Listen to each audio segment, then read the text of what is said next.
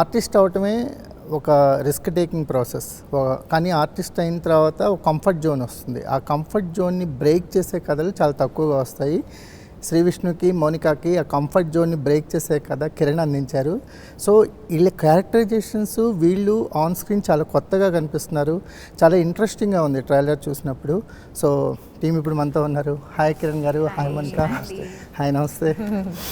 Artist అవ్వటమే risk sir, కానీ artist అయిన తర్వాత ఒక కంఫర్ట్ జోన్ క్రియేట్ అవుతుంది.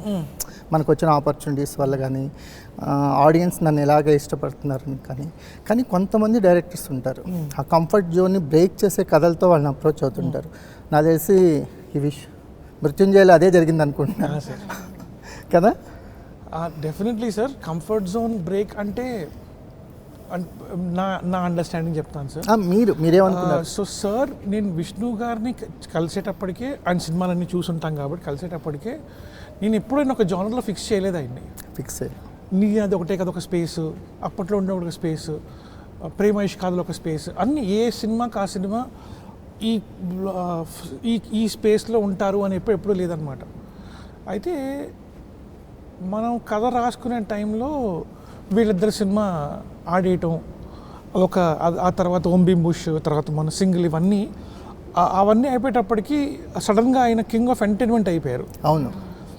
అంటే ఐ వాజ్ లైక్, కాదే, ఈయన మార్జిన్ చాలా పెద్ద, ఈయన పర్ఫార్మెన్స్ చాలా పెద్దదే, ఈయన చాలా సినిమాలు చేశారే అంటే ఆయన the kind of films he's done almost అన్ని జానర్స్లో టచ్ చేశారు ఆయన. అండ్ మన దగ్గర కథ ఈ మా మృత్యుంజయకి వచ్చేటప్పటికి నాకు అసలు ఆయన చెప్తున్నప్పుడు ఈయనకు జానర్ స్పెసిఫిక్ చేస్తారు లేదా ఇది లేదు. తర్వాత జనాలు చెప్పి మన సినిమా షూటింగ్ స్టార్ట్ అయిపోయింది, తర్వాత ఆయన సినిమాలు హిట్ అవుతూ వచ్చేసినాయి. ఆ తర్వాత ఆయన అల్లరి మిస్చిఫ్ బికేమ్ మోర్, అల్లరి కాదు, సైలెన్స్ కూడా బికేమ్ మోర్ ఎంటర్టైనింగ్. ఎగ్జాక్ట్లీ అవన్నీ చాలా అన్నీ హైప్ అయిపోయినాయి. And then I was like, అందరూ వచ్చి అదేంటి థ్రిల్లర్ చేస్తున్నారా, ఆయన ఇది కదా, కాదే, ఆయన నా స్పేస్ కాదే, ఈ మధ్య 2-3 సినిమాలు ఆడితే స్పేస్ అయిపోద్దా, కానీ ఆయన పొటెన్షియల్ వేరే ఉంది కదా. Oh my god, what a potential అండి చెప్తున్నాను. నేను మాట్లాడుకోవటం అంతా వేరు, కథలు చెప్పుకొని డిస్కస్ చేసుకోవటం అంతా వేరు, సెట్లోకి వచ్చాక కెమెరా ముందు పర్ఫామ్ చేయటం వేరు. సో నేను సినిమాలు చూసాను కానీ పర్ఫార్మెన్స్ అప్పటికి ఇంకా చూడలేదు. సెకండ్ డే థర్డ్ డే అనుకుంటా, సెకండ్ డే నైట్ షూట్ అండి. We had a long shoot plan and perform చేయాలి. ఆల్మోస్ట్ నైట్ పొద్దున్న దాకా మనం ప్లాన్ చేసాం. పొద్దున్న 2 o'clock దాకా నైట్ షూట్ 2 o'clock ప్లాన్ చేసాం. 5 pages sequence and all the stuff.